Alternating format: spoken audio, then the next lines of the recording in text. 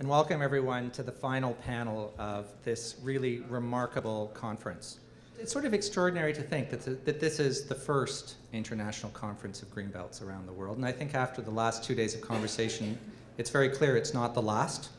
So in this gathering of the international Greenbelt community, in a conversation that involves old Greenbelts, new Greenbelts, large and small, rural and urban, ribbons and wedges, we have a rare chance to conjure the possibilities and potentials of Greenbelts, a chance to be innovative and ambitious and forward-looking, to think about their utility and their role, and how best to ensure their vitality and permanence in the years ahead, or even more ambitiously, to think about their transformative possibilities.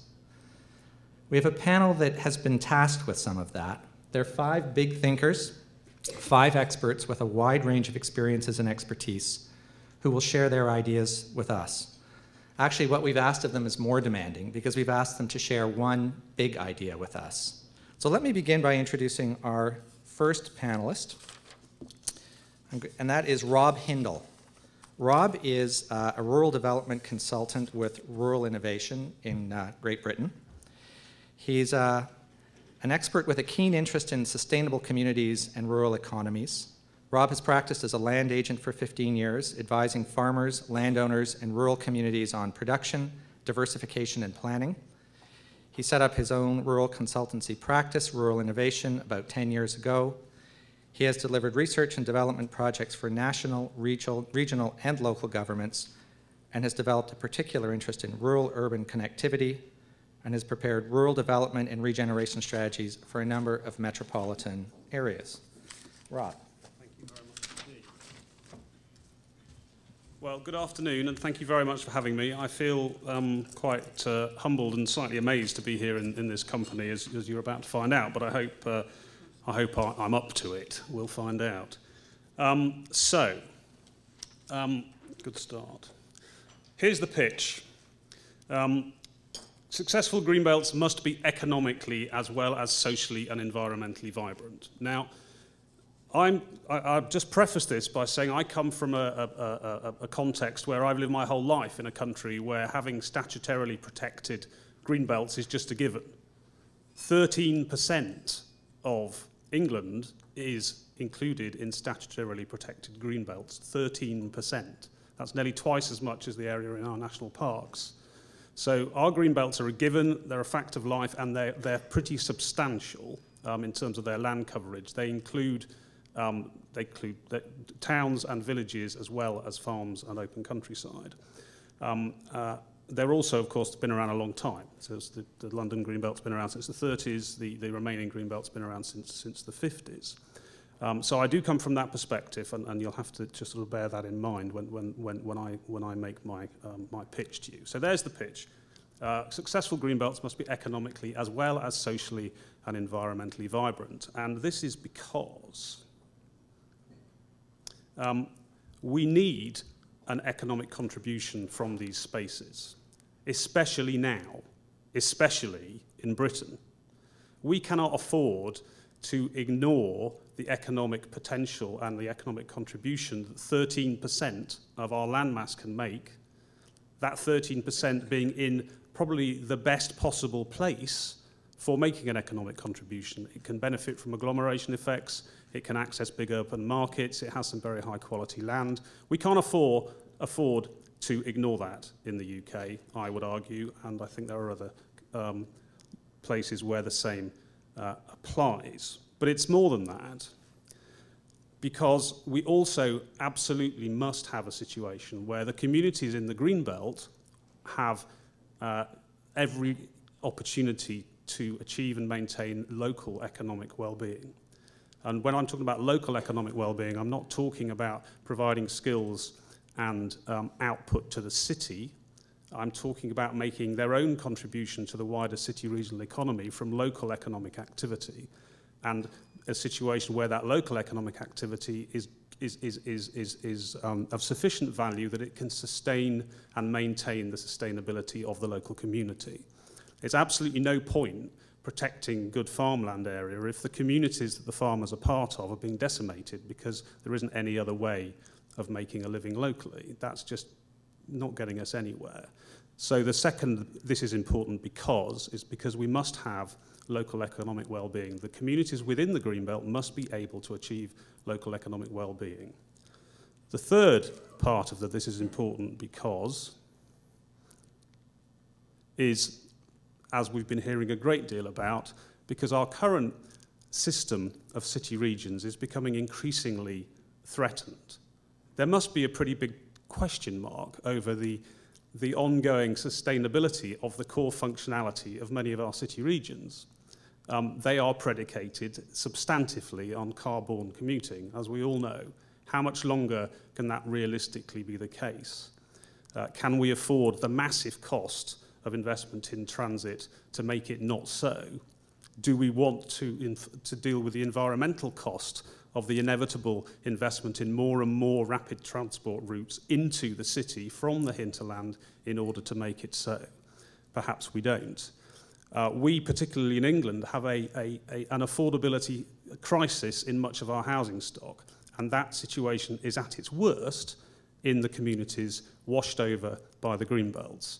A report last year by Natural England, which is our national environmental stewardship organisation, found that on average house prices within the Greenbelts were 20% higher than across the rest of the country. Now, you know, that's not a sustainable situation, in my personal opinion, because if it just doesn't work. It's imbalancing our communities. It's not making them functional places in their own right. We heard earlier, those of us who were in the room, from our esteemed gentleman from The Hague, that one of their key objectives going forward was for there to be prosperous communities within the Greenbelt. They have to be prosperous, they have to be livable, so they have to have affordability. Also, of course, we're all under no illusions about the risks around funding. Now, why does that matter? It matters, obviously, because of the short-term impact of loss of funding. It also matters about the future of the whole project.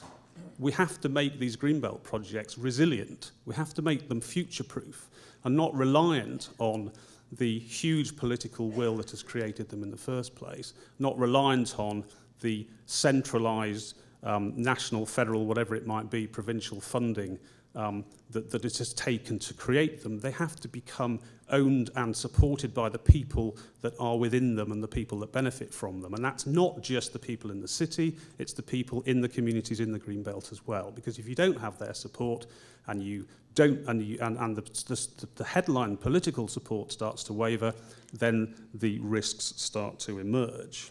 So, and we all know what the risks are. I'm not going to labour them because you know where you've come from, and I've been astonished, actually. I have to say I'm a bit of a, I haven't travelled terribly far outside of Europe, and I really didn't understand the challenges that you face in terms of the arbitrariness of some of your development policy. So the risks you know far, far better than we do.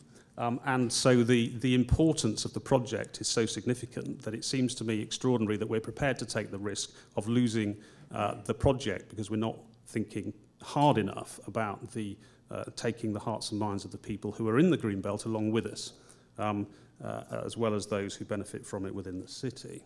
So, what shift do we need? Well, we need to start thinking just for a little while, and as we go on, the other way round.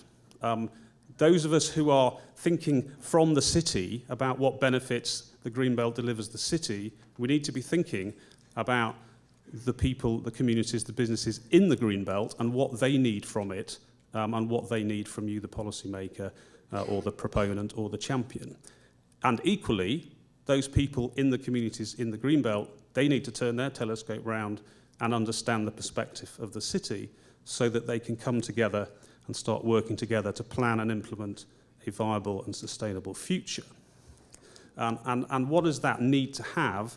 It needs to have a Greenbelt where the people and the ecosystem and the bugs and the beasties and the flora and the fauna can all live and work and thrive.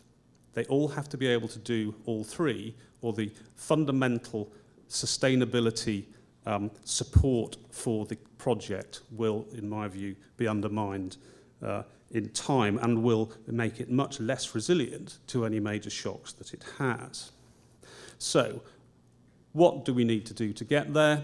We need a plan, but we need a living plan that is an implementation plan, that is a management plan, and that plan has to be a collective and collaboratively created plan between those people who are promoting the Greenbelt from the city perspective and the communities and the businesses and the advocates for the other occupants of the Greenbelt, small, large, furry, whatever they might be, as well. We need a collaborative plan and for shared implementation. We have to shift, and this was a statement made in a very inner urban scenario where we were working on some community-led planning understanding between rural and urban exchange. The guy said in Walsall near Coventry, what you have to achieve to get people from the estate to really value their surroundings is to shift from the mentality that a bit of it is mine and a bit of it is yours to where we all start to think of it all as ours.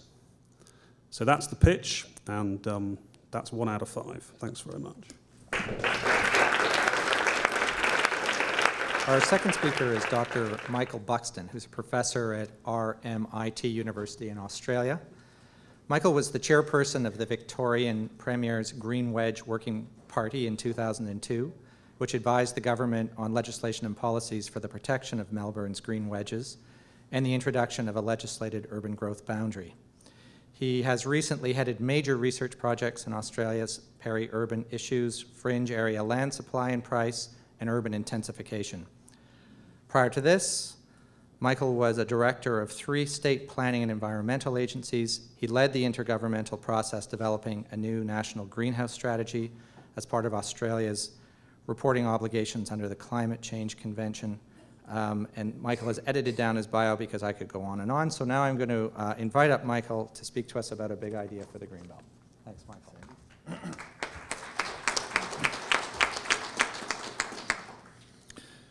Thanks, Sandy. I think we need big ideas because we're confronted with big problems.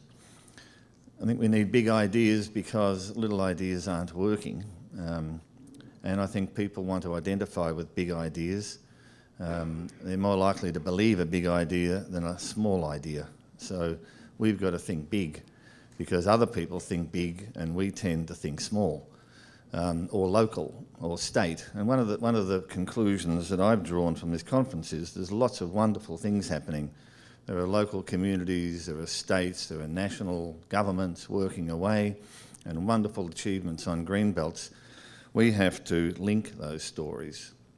We have to link those achievements because we're confronted with a global problem. We've got to make Greenbelt and peri-urban protection in a broader way global because we're confronted by a global tsunami of urbanisation. And it's coming our way. There are going to be 7 billion people living in metropolitan settlements out of 9.5 billion people. A lot of the existing green belts, we've heard wonderful stories about how there are protection mechanisms in place. A lot of these are going to go under that tsunami, and there aren't going to be a whole lot of new green belts in the areas where they're needed. Where 900 million people are going to live in settlements in China. About 60% of the population of China and India are going to live in urbanised areas, massive mega regions in developing countries. And even the United States, 7 to 12 mega urban regions being developed. How many new green belts are going to be in there unless there is a global approach to this solution, to this problem, a global solution? So the proposal I'm putting forward is that the green belt idea has to go global. The efforts, wonderful efforts of all you and lots of other people have got to be bolstered. The state and local efforts have got to be bolstered by an international green belt compact through UN processes. Now, this may seem unachievable. It isn't. If we go back to the time trade negotiators started their merry roll And look what they've achieved. Economists and international trade agreements, this was probably seen to be unachievable when they started, but they got it into place. There are lots of politicians and lots of countries who are already sold on this idea. Now, I think a community like this and the broader community that you represent has to do the work to identify supportive countries and politicians and convince them in a coordinated campaign to anticipate the problems of global urbanisation and build in greenbelts to national policy making through the national adoption of the terms of an international accord. Now, I think we have to do this. We have to learn from the success of particularly the trade negotiators and the economists, because they've left the environmental negotiators for dead. They really mean business, not chivalry, as William James once said. And finally, in looking to that lesson, we have to build in clear, measurable obligations into this accord. We have to learn the lessons of governance where it's worked in international governance. And I think what that means is we've got to assume that government is good and that neoliberal governance that's infected decision-making across the world is bad. While the economists got Ronald Reagan and Margaret Thatcher, people wanting alternative policies got Jimmy Carter, Bill Clinton and Tony Blair. And I think we have to do better. So I think the second thing we've got to build in, other than measurable outcomes, is cross-sectoral policy and management. I've got about 2 minutes left, so I'll just illustrate this. That's an example of a non-linear response that's very difficult to measure through cross-sectoral, through anticipatory policy. That's one of the water catchment storages in one of the peri-urban areas around Melbourne over a 10-year period, and you can see that's just a non-linear response. The water basically ran out, and one of the reasons was climate change in climate and weather patterns, but another reason was this: the lot fragmentation, and as John Ginnivan put it in his talk, the incremental development of dwellings. All those little dots represent dwellings on lots in Melbourne's peri-urban area, a part of it, and each dwelling takes water. Now, cross-sectoral implications require us to look at reciprocal impacts such as fragmentation spatially and its impact on water, on agriculture and so on. Every one of those small lots takes another agricultural productive activity out of the public benefit. And finally, governing policies are divided sectorally, horizontal and vertically, as we've heard constantly in this conference. And it's very difficult to get integrated policies if we have divided governance and governmental arrangements locally, state and nationally, and even across state institutions where we have conservation organisations. For example, the conservation organisation supported or didn't oppose in anywhere near the terms that I think a lot of people expected that brown area over to the bottom there being incorporated into Melbourne's urban growth boundary.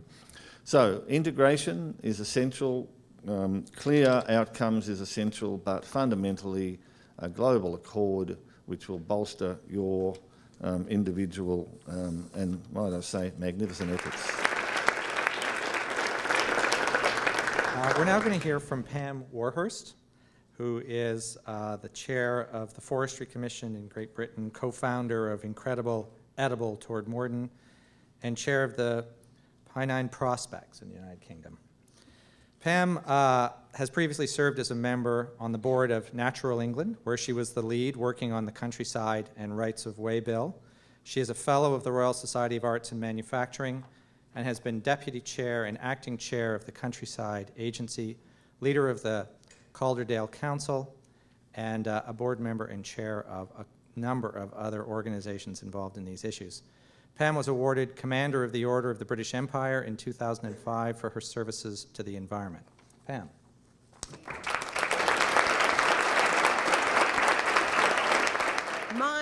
is looking at the opposite end of the scale. I would want to make a suggestion about the way that we interact with the lives of everyday folks like ourselves, or perhaps not like ourselves. Because there's a few premises that I have before I come to some of my suggestions. The first premise is the one that we all share. We are sleepwalking into a disaster.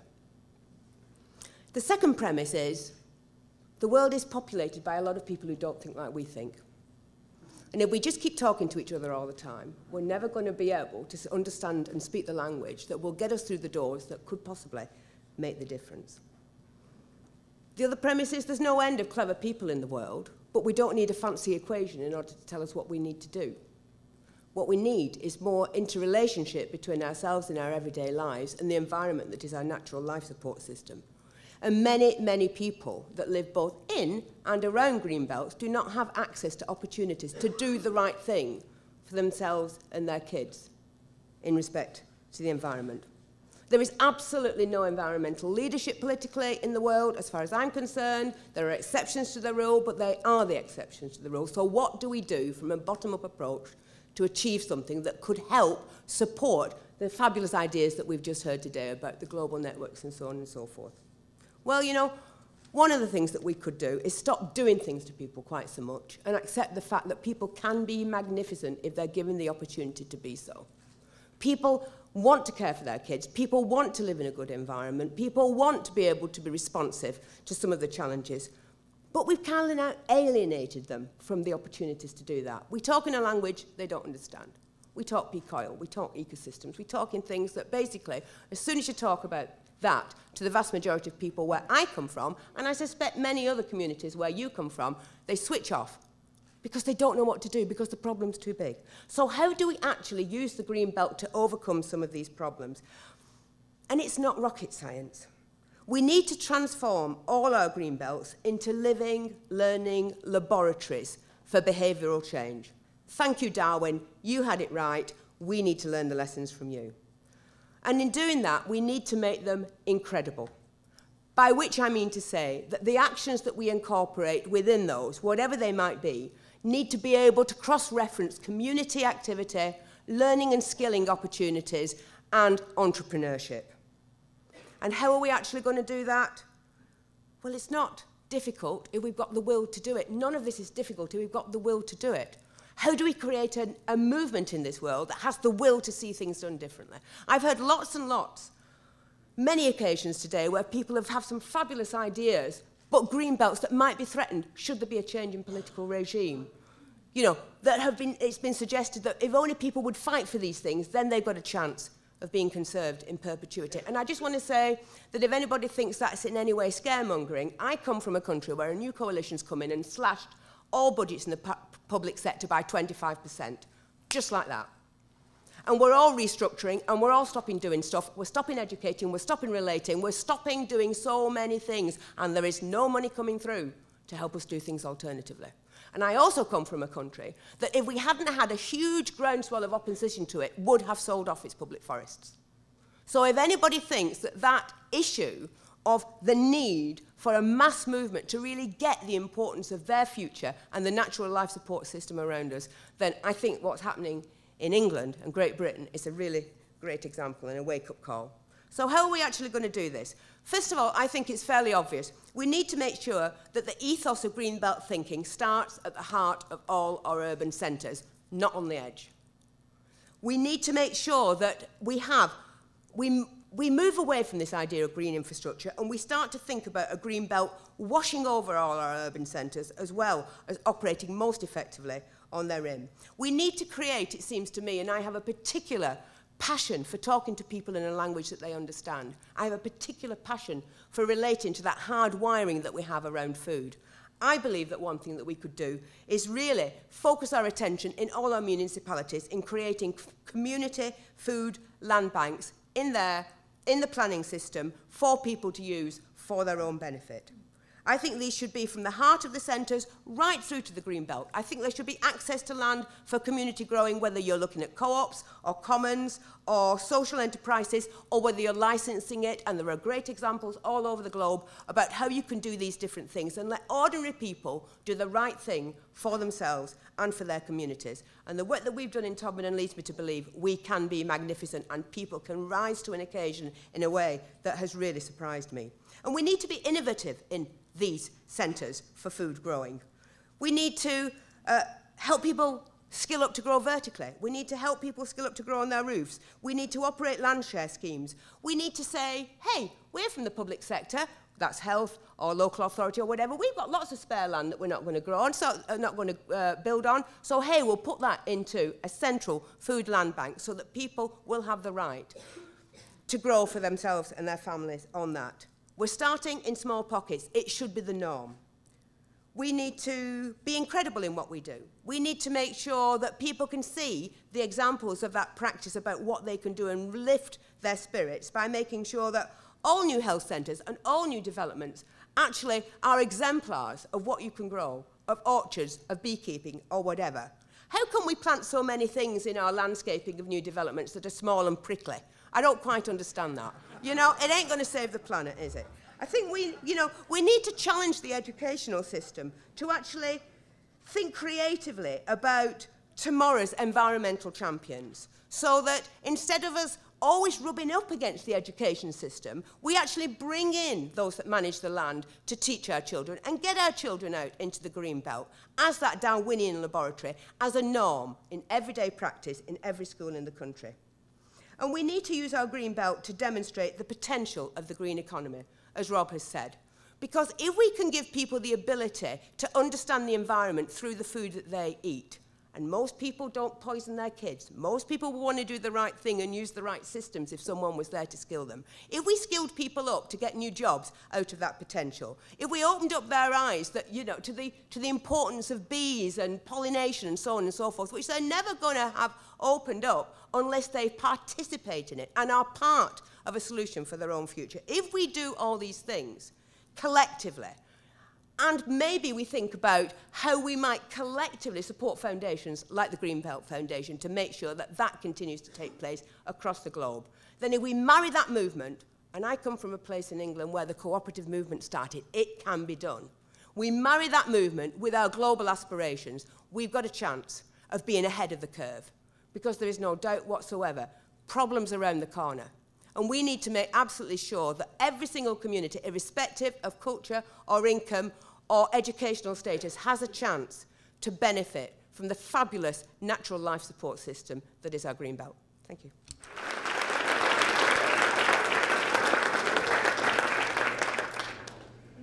Daczeska, who is with the Department of Landscape Architecture at Warsaw University in Poland.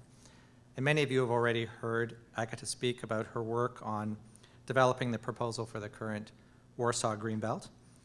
She has a master's and a doctorate in environmental science and landscape ecology from Warsaw University.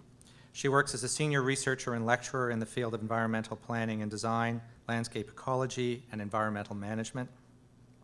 Her focus is on landscape structure identification and landscape evaluation planning, with a particular focus on protected areas such as regional parks, nature preserves, and greenbelts. Agata.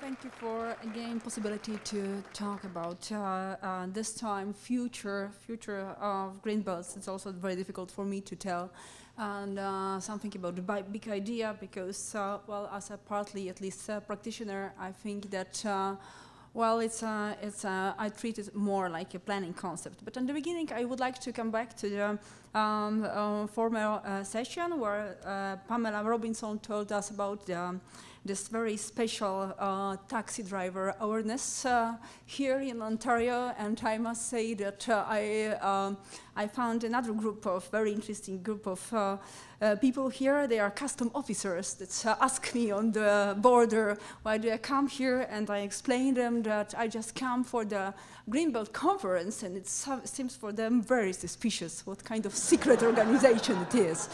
And because I was so surprised of this kind of question to explain what it is in just 2 words, I stayed, without a word for a few minutes, and it seems really, something strange. So, but as a landscape planner mainly, I understand the Greenbelt as I define them as by their function. So, of course, many you can see in many papers different approaches for to define different function for green belts. Maybe it's hard to see them, but also you can find them in the paper. And we can see what my colleague told about before, so about the different changes of Greenbelt, and we can notice, we can observe those changing of those functions quite well during last 40, 50 years of the history of existing Greenbelt. And but how do we create the Greenbelts actually today? I must say that one way is to identify this kind of potential elements of this system by different instruments of protection. So also today, Ronald Wilson told us about some demands of new requirements, new instruments like this to protect not only elements of nature conservation, but also cultural heritage as archaeological sites, which they have needs here to do that, but also we can protect it by different instruments for natural resources conservation, as for best soils or watershed and so on. So we can use all those different instruments to combine them together to plan this, to apply this this concept. But the second way, quite important as well, and sometimes we use them together, is to find out the proper land use of these elements. So to find the proper regulation provisions in the plan. And the question is if it's efficient enough. And I would like to point out just 2 examples. One of it, our colleagues from Denmark then explain us. There are some stands outside about Copenhagen and this finger plan, which is quite famous in Europe. But when we look carefully and we check how it's working, how it is protected somehow, we can see that the black dots, they are new urban areas. So we can see that from 50s till contemporary situation, those green wedges between fingers, urban fingers, start to be the same. So it's very hard, but we must say that we lose this hand somehow. And another example is Beijing, China. Actually, we don't have so many examples from Asia here, but also in the papers you can see that former Greenbelt they proposed in Beijing was quite inner part of the inner Greenbelt within the city located. And then after a few years, it appeared that they need completely new one because the sprawl was so fast that maybe it will be also our future to propose completely new Greenbelts. I hope not, but to say the truth, the future doesn't seem very optimistic when we check one by one examples of the Greenbelts in many different parts of the world. So for me, the Greenbelt is a kind of a metaphor. The name, the green, it's kind of tricky because, to say the truth, it's not that green. In many cases, and many other functions by green, by eco, predominate. So maybe it's not so good to use this green in the term name because many people doesn't like it. For many people, it's not very friendly. When they hear eco, they start to be a bit nervous, so we have to also mention this. And well, it's on the other side. It's I think that Greenbelt is kind of complex planning tool. It's really the crucial word is integration. I think in both approaches. So one in this top-down approach with maybe creation a new type of the regulation, this kind of complex regulation that cover different sectors because nowadays we have separated sectors that create that protect or best soils, or maybe the watershed, or maybe some ecological network. So maybe we are in front to create completely new categories of protection. Maybe IUCN is supposed to work on it a bit also. And also there's another approach, I think it's really crucial. It's this bottom-up, which probably it is the key aspect for the future viability of the Greenbelt. And we can see it exactly here in Ontario, and really it's impressed me quite a lot. And as a scientist, I'm supposed to say, let's make some experiments about the Greenbelts. But to say the truth, I would like to show you the experiment that has been done in Germany.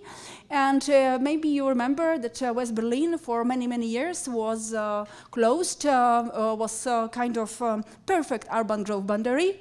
That people cannot move at all, because for over 28 years they just have to be inside the city. And please, could you give us the video?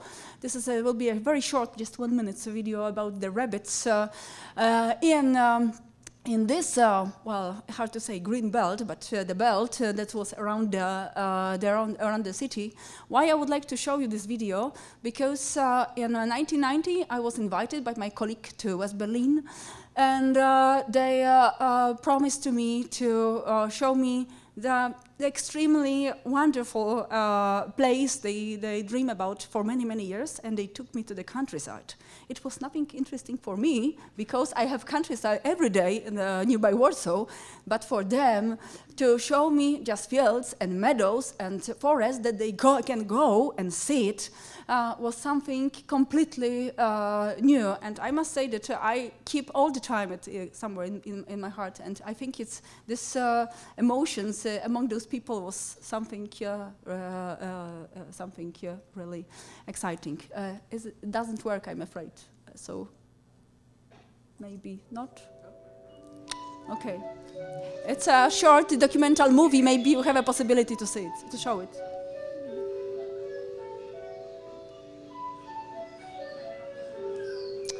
They are inhabitants of those belts.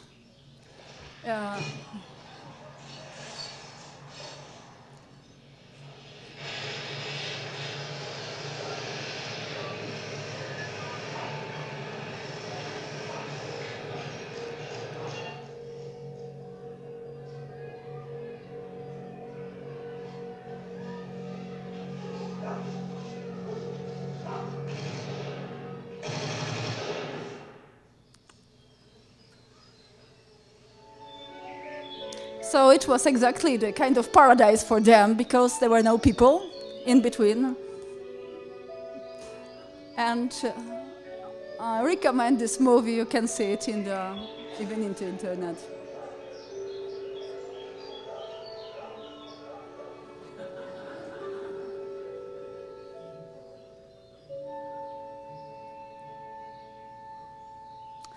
Okay, so I think that it's something to be remembered. I think that this kind of experiment has have been done once, so it gives us a new approach, of course, also to Greenbelt. Thank you very much.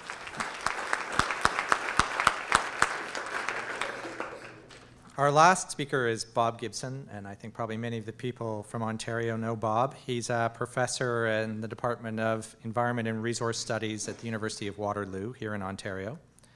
Bob works mostly on environmental policy issues and broader sustainability imperatives. Over the past decade, he has focused his work on integrating sustainability considerations into land use decision-making, in urban growth management, corporate greening initiatives, special area governance, and environmental assessments at both the project and strategic levels. He's also been either the co-editor, editor, or editorial board chair of Alternatives, a leading environmental magazine here in Canada, since 1984. Bob.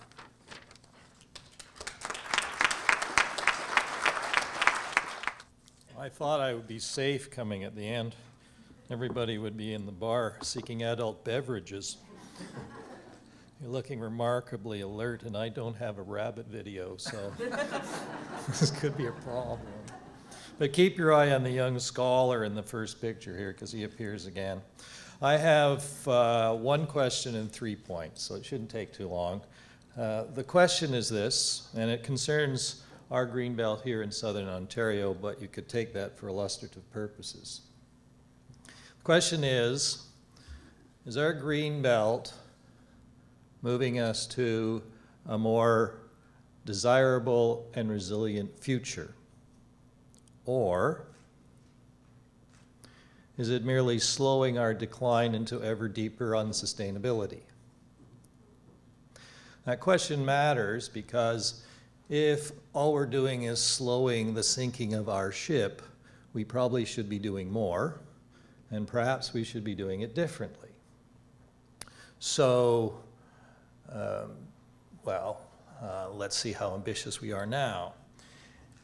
Jim Bradley yesterday, the minister, explained that basically we have the Greenbelt plus the associated growth management planning initiatives in Ontario because of the spiraling costs of sprawl.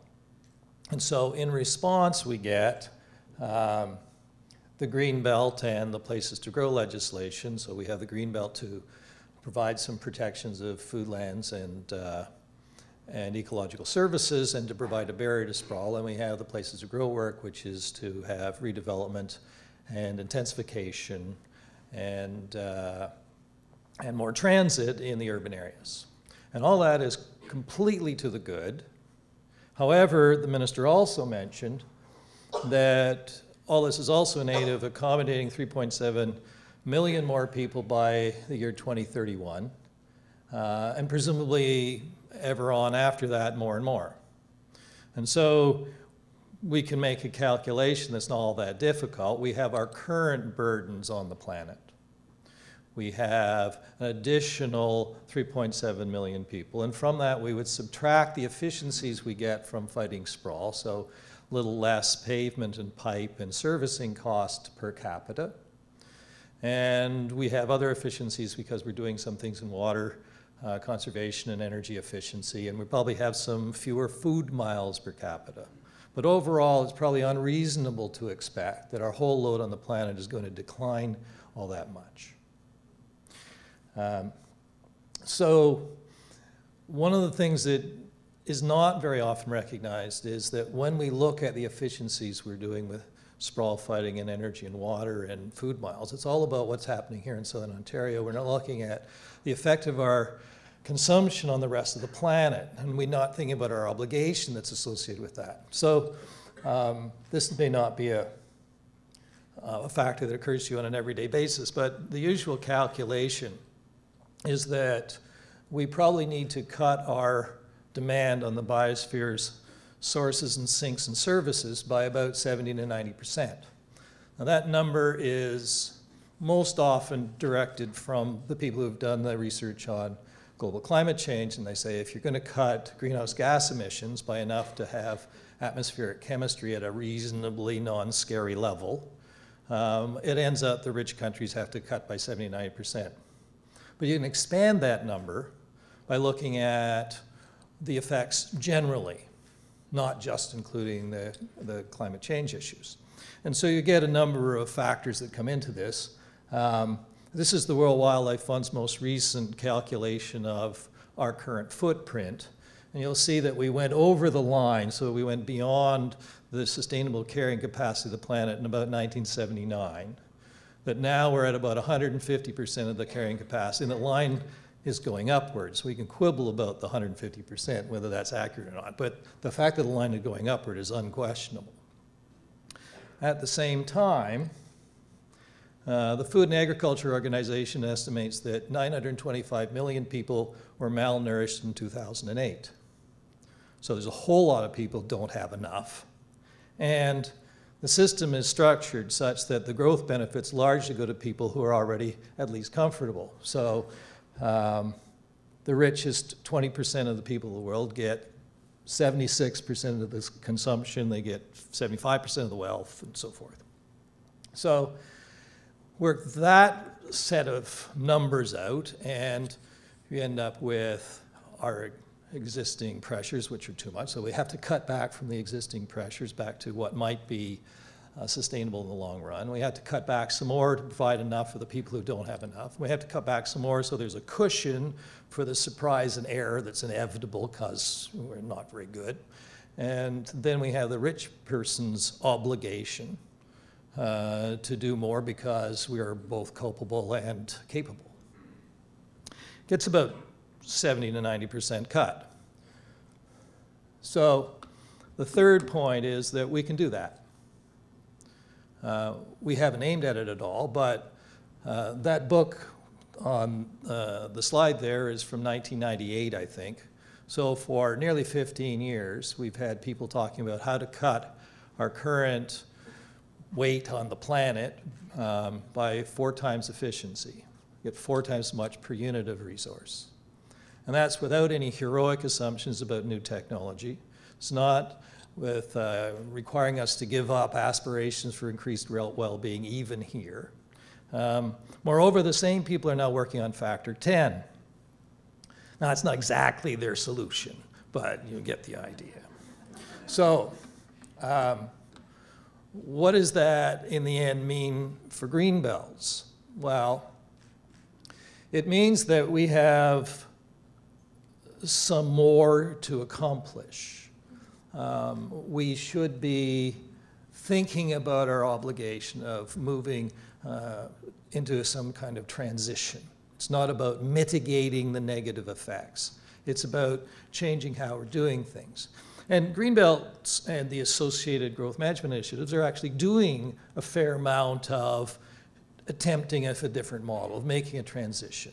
The different kind of planning that is more intensification than sprawl is a different approach. We're looking at alternative food systems. We're looking at alternative governance that involves more citizens and other stakeholders. But we're not really thinking about this in the sense of, well, what does this mean overall if we accept we're in a world of limits? What does it mean if we try to design a future that would actually be sustainable, resilient, desirable, and the rest? What would that look like? And what's the pathway to get there? We haven't taken that responsibility. We haven't seriously looked at how much we can actually reduce our burdens as opposed to just trying to accommodate without making things a whole lot worse. So that's an obligation, I suppose. It's an opportunity. It's something that needs to be done everywhere in the world, and insofar as we learn lessons about how to do that, then we've got something that everybody else is also going to need. So there's a very positive aspect to this, I would think. And we could have some fun. This is our Crumb's versions of the future. I think we could probably do better. In any event, the idea here, such as it is that we should aim higher. And here's the scholar coming back again into our vision. Thank you all.